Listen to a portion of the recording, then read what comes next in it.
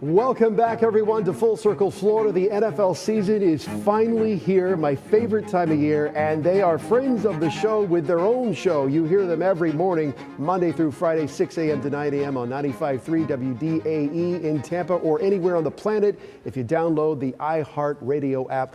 Pat Donavan, Aaron Jacobson from the Pat and Aaron Show with us this week. Thanks for stopping by, guys. Appreciate it. I forgot it wasn't our show, and when you said football, I wanted to jump on the table. Don't jump on the table. Football. I tell you, the Bucs, the Jags, the Dolphins, all three Florida teams really have a shot. I mean, they're talking, not just quarterbacks, good quarterbacks, but playoffs. Which one of these teams has the best chance at making a deep run, and dare I say it, the Super Bowl? Well, I think we said this last year, and I would stick with the same answer, at least for me. I don't remember what you said. I said the Miami Dolphins a year ago. I think it's the Miami Dolphins today. Wow. I think of the three teams, they're the most talented. They've got the most speed. And I don't think any of them are necessarily Super Bowl bound, but I do think the Dolphins are the best of the group. I have to agree with it. I mean, their offense was so dangerous last year, and I think they're going to add on to that as well. The defense, they've got a top cornerback as well, very high paid as well. So I think they're going to be very good. All right, because we're here in Tampa, we'll talk a little Bucs here. They're throwing Super Bowl around the locker room, and you guys were at training camp every day. You saw this team up close and personal. Are they better this year than they were last year? Did they move the ball forward? Without a doubt. You're just going to get another year under Baker Mayfield, more experience there. Todd Bowles seems a little more comfortable as the head coach. He does. New offensive coordinator, but I think that's going to actually help them out and expand the offense. So, and the defense we know is pretty solid. So I feel good about it. Better than last year. Yeah, I actually think they're significantly better. I think there's a real chance that we're building something. I say we, we're not involved, but they're building something special here in Tampa Bay. I think it might be a little early to talk Super Bowl as they are, and I love the confidence. I think it's a little early to be talking Super Bowl this year, but I do think that there's something they're building there with the young nucleus on top of the veteran leadership that they have that they're not that far away. I just think we're a year early, at least a year or two. A lot of pressure on Baker Mayfield, though, right? Yeah, I mean, there's always going to be pressure when you're the quarterback, and especially a guy who was a former #1 overall pick, a lot of expectations, didn't work out in Cleveland, bounced around, finally got the contract. Now you got to deliver. Baker wants the pressure, though. Baker loves the pressure, and I think he's in a place in his life when it comes to being a new dad, loving Tampa Bay, everything going on with him and this football team, and Tristan Wirfs. I think he's in the best spot to take a giant leap forward. Yeah, he's a smart guy. Dolphins head coach Mike McDaniel, he was the darling of the NFL last year. The team was on Hard Knocks. Do they look like a team that's ready to take it to the next step? You guys are saying that they have the best shot out of all three. What is it about that team that you think is special?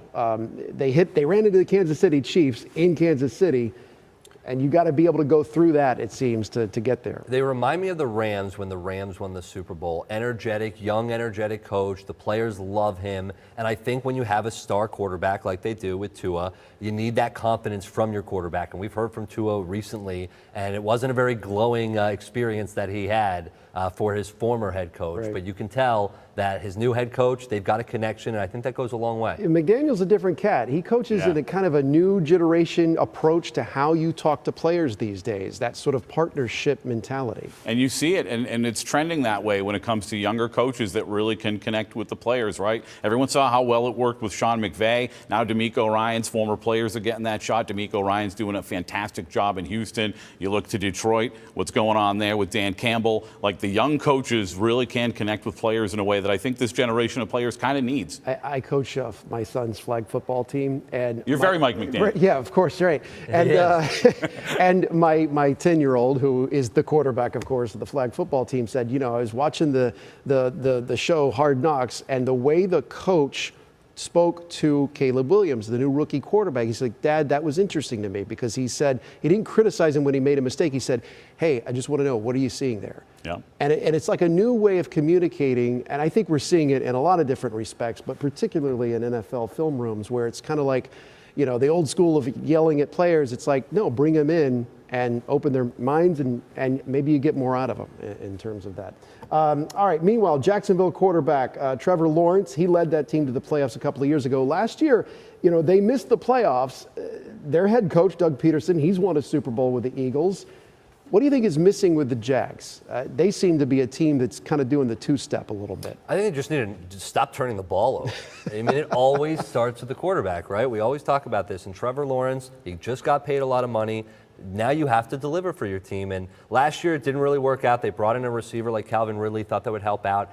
It did for a little bit, but not what they really wanted. Now they drafted the young kid from LSU and Brian Thomas, and they expect for him to really help out. And I think that offense is going to take a next step. They're going to be better. Yeah, and look, they were 8-3 last year. Let's not forget the Jacksonville Jaguars were through 10, 11 games were one of the hottest teams in all of football, and then Trevor Lawrence got dinged up. So I think we have to remember that he wasn't 100% for the rest of the season, and if he was, I think things would have turned out very differently. And I think Jacksonville's very good, a lot like Miami. You brought up the Kansas City Chiefs. I think in the end, they're the reason why neither team gets there out of the AFC, but I think Jacksonville's still very good, and they showed it at the beginning of last year before the injuries. And what's interesting, Jacksonville and Miami open up the season against each other, right? So we're going to kind of get an insight as to who's better there. Your predictions, biggest surprise this season, good or bad, what do you think we're going to be talking about come January? And I don't think it's going to be Taylor Swift and Travis Kelce, because we did that last year. We'll I don't know. I don't know if you can do that 2 years listen to the in a script, row. they're going to break up in a month. Oh, I don't know about all that. Last year I told you it was going to be the Green Bay Packers and Jordan Love. I'd like to They're surging. put it out there that I got that right. I don't get many right. This year I'm going to stay in that division. I think the Chicago Bears, Caleb Williams, I think that offense, I think the way they geared that team, they built that team to help out that rookie quarterback, the #1 overall pick, I think that they're going to take a big leap. I don't think they're going to win the division, but I think they could win a wild card. He looks like a star. I think when we get to January, we talked a little bit about it before we got on the air here. We're going to be talking about Phil Jackson sitting back, thinking about counting the money from his trademark, because everyone's going to be talking three-peat. Everyone's going to be talking three-peat because Patrick Mahomes and Andy Reid and that Kansas City Chiefs team is that good. And I think, whether they get there or not, that's going to be the conversation. And I'll just say, not only are that good, Mahomes is entering that sort of Jordan-esque phase, and it's like you just want to watch him. You just want to watch him go to work and see what happens. That whole team's got that superstar thing going on. Guys, thank you for being here. Appreciate it. Welcome to football, everyone. A new season, and still to come on Full Circle Florida. A look ahead to the next week and the big event we'll all be talking about.